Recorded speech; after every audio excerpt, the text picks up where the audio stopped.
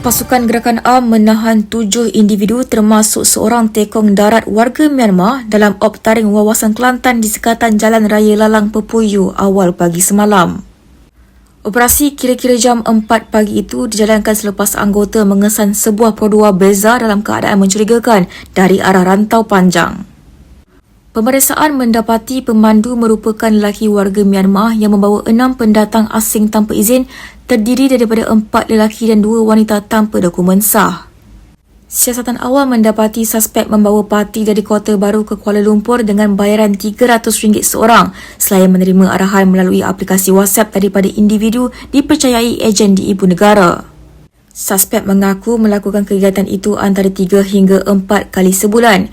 Kenderaan bersama 3 telefon bimbit turut dirampas dengan nilai keseluruhan kira-kira RM48,500.